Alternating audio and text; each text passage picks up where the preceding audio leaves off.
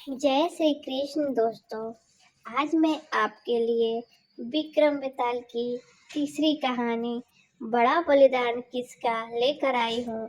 आइए जानते हैं इस कहानी के बारे में। हर बार की तरह राजा विक्रम फिर बेताल को पेड़ से नीचे उतारता है और पीठ पर लादकर उसे योगी के पास ले जाने के लिए चल देता है। ऐसे में एक बार फिर बेताल राजा विक्रम को बोलने पर विवश करने के लिए एक नई कहानी कहना शुरू करता है। कहानी है राजा रूपसेन और अंगरक्षक वीरवर की। वर्धमान राज्य में रूपसेन नाम का एक राजा राज किया करता था। राजा बहुत ही साहसी, दयालु और न्यायप्रिय था। यही वजह थी कि केवल वर्धमान में ही नहीं बल्कि उसके राज्य से सटे सभी राज्यों में राजा रूपसेन के व्यक्तित्व की मिसाल दी जाती थी। एक दिन रूपसेन के दरबार में वीरवर नाम का एक व्यक्ति आया। जब राजा ने उसके आने की वजह पूछी तो वीरवर बोला, मुझे नौकरी चाहिए और मैं अंगरक्षक के तौर पर आपकी सेवा करना चाहता हूँ। वीरवर की यह बात सुनकर राजा ने कहा, मैं तुम्हें अपना अंगरक्षक बना सकता हूँ, लेकिन इसके लिए तुम्हें अपनी कार्य कुशलता सिद्ध करनी होगी ताकि मैं यह तय कर सकूं कि तुम मेरे अंगरक्षक बनने के लायक हो भी या नहीं। राजा की यह बात सुनकर वीरवर फौरन तैयार हो गया। उसने अपने बाहुबल के साथ अपना शस्त्र कौशल भी दिखाया। वीरवर की सभी विशेषताओं को देखकर राजा रूपसेन बहुत प्रभावित हुआ। राजा ने पूछा, वीरवर बताओ, अगर मैं तुम्हें अपना अंगरक्षक बनाता हूँ तो तुम्हें प्रतिदिन खर्च के लिए क्या चाहिए? राजा के इस सवाल पर वीरवर बोला, महाराज आप मुझे 1000 तोले सोना दे देना। वीरवर का इतना कहना था कि दरबार में मौजूद सभी लोग हैरान होकर वीरवर की ओर देखने लगे। राजा रूपसेन भी वीरवर की मांग पर आश्चर्य में पड़ गया। हो भी क्यों ना, वेतन के रूप में वीरवर ने इतनी बड़ी रकम जो मांग ली थी। राजा ने गंभीर होकर वीरवर से पूछा, तुम्हारे परिवार में कितने लोग हैं?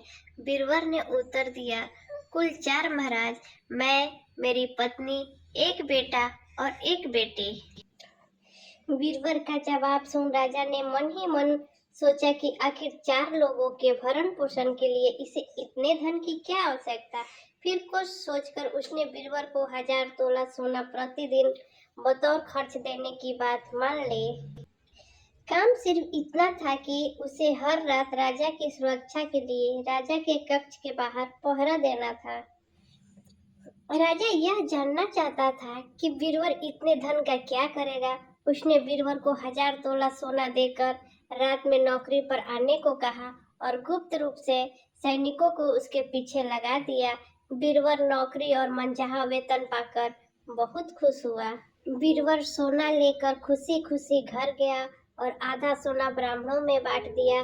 बाकी जो आधा बचा उसके 2 हिस्से किए। एक हिस्सा बैरागियों, सन्यासियों और मेहमानों को दिया। फिर बचे हुए सोने से अनाज मंगाया और बढ़िया पकवान बनवाए। तैयार पकवान को पहले गरीबों को खिलाया और फिर उसके बाद जो बचा उसे अपने परिवार के साथ मिल बांटकर खाया। वीरवर की निगरानी कर रहे सैनिकों ने यह सारा नजारा देख जाकर राजा को बताया। राजा को यह जान संतोष हुआ कि उसके द्वारा दिए धन को वीरवर अच्छे काम में लगा रहा है। अब राजा को यह देखना था कि वीरवर अपने काम में कितना खरा उतरता है। वीरवर जब महल पहुंचे, राजा के कक्ष के बाहर पहरा देने लगा तो राजा सोया नहीं। राजा पूरी रात चुपके से जांच करता रहा कि वीरवर अपना काम कितनी ईमानदारी से करता है। राजा ने पाया कि वीरवर बिना पलक झपकाए पूरी मुस्तैदी से कक्ष के बाहर पहरा दे रहा था। वीरवर की ऐसी कर्तव्यनिष्ठता देख राजा बहुत ही खुश हुआ। बीरबल प्रतिदिन इसी तरह सूरज ढलते ही महल पहुंच जाता और राजा की सुरक्षा में तैनात रहता। जब भी राजा को किसी भी चीज की जरूरत होती, बीरबल हमेशा हाजिर रहता। ऐसे ही देखते देखते कई माह गुजर गए। एक रात कुछ अजीब घटना घटी। राजा ने आधी रात किसी स्त्री की रोने बिलखने की आवाज सुनी। स्त्री की आवाज सुन राजा बहुत हैरान हुआ। राजा ने बीरबल को बुलाया और कहा, जाओ और पता लगा कर आओ कि इतनी रात को कौन रो रहा है। साथ ही उसके रोने की वजह भी मालूम करना। राजा का आदेश मिलते ही बीरबल वहां से फौरन उस स्त्री के रोने का कारण जानने के लिए निकल पड़ता है। थोड़ी दूर जाने के बाद बीरबल को एक स्त्री दिखाई दी। वह स्त्री सिर से पांव तक गहनों से लदी हुई थी। वह कभी नाचती, कभी कूदती और कभी सिर पीट पीट कर रोती। यह सब देख बीरबल उस स्त्री के पास गया और उसने स्त्री के ऐसा करने के पीछे का कारण पूछा। बीरबल के पूछने पर स्त्री बोली, मैं राजलक्ष्मी हूँ। रोती इसलिए हूँ कि राजा रूपसेन की जल्दी मौत होने वाली है। उनकी कुंडली में अकाल मृत्यु लिखी है। अब उनके जैसा न्यायप्रिय और कुशल राजा चला जाएगा तो मुझे किसी और के अधिकार में रहना पड़ेगा। इसी बात का मुझे बहुत दुख है। राजा की मौत की बात सुनकर बीरबल ने राजलक्ष्मी से पूछा, क्या इस मुसीबत को टालने का कोई उपाय नहीं है? इस पर राजलक्ष्मी बोली, उपाय तो है, लेकिन क्या तू कर पाएगा? बीरबल बोला, आप मुझे उपाय बताएं। मुझसे जो भी बन पड़ेगा मैं अवश्य करूंगा। बीरबल के हामी भरते ही राजलक्ष्मी बोली, पूर्व की दिशा में यहाँ से कुछ दूर एक देवी का मंदिर है। अगर उस मंदिर में तू देवी के चरणों में अपने बेटे की बलि दे देता है तो राजा पर आने वाला संकट टल जाएगा। उसके बाद राजा 100 साल तक बिना किसी तकलीफ के जीवित रहेगा और राज कर पाएगा। राजलक्ष्मी की यह बात सुन बीरबल घर की ओर चल देता है और घर पहुंचकर सब हाल अपनी पत्नी को बताता है। इतने में उसका बेटा और बेटी भी जग जाते हैं। जब बीरबल के बेटे को इस बारे में पता चलता है तो वह भी खुशी खुशी देवी के चरणों में बलि चढ़ने के लिए राजी हो जाता है।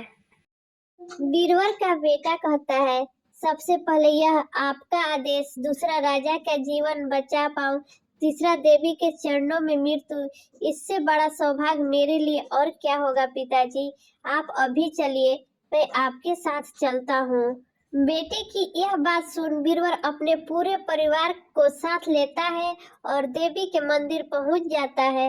मंदिर पहुंच बीरबल ने अपनी तलवार निकाली और यह कहते हुए, माँ यह बलि स्वीकार करो और मेरे राजा को लंबी आयु प्रदान करो, बेटे का सिर धड़ से अलग कर दिया। भाई की मौत पर बीरबल की पुत्री भी माता के चरणों में सिर पटक पटक कर अपनी जान दे देती है। पुत्र और बेटी दोनों के मर जाने पर बीरबल की पत्नी कहती है, पुत्र और पुत्री दोनों के खोने के बाद मैं भी जीना नहीं चाहती।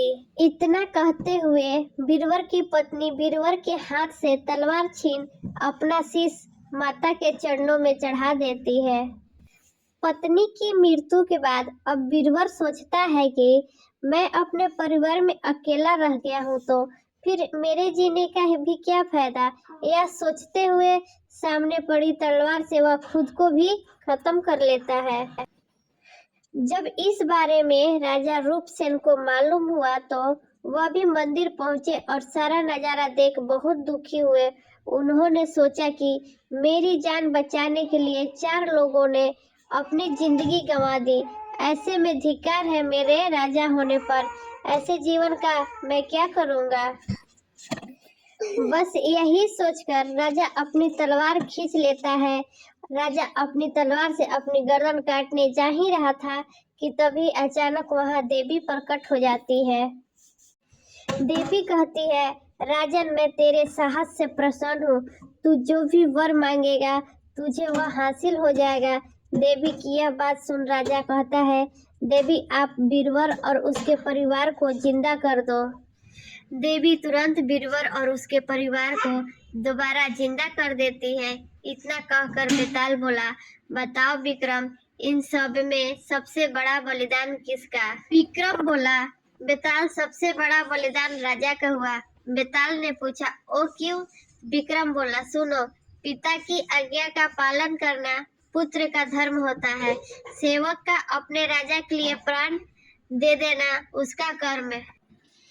वहीं अगर राजा अपने सेवक के लिए अपनी जान देने को तैयार हो जाए तो वह बड़ी बात है। इसलिए राजा का बलिदान ही बड़ा बलिदान है।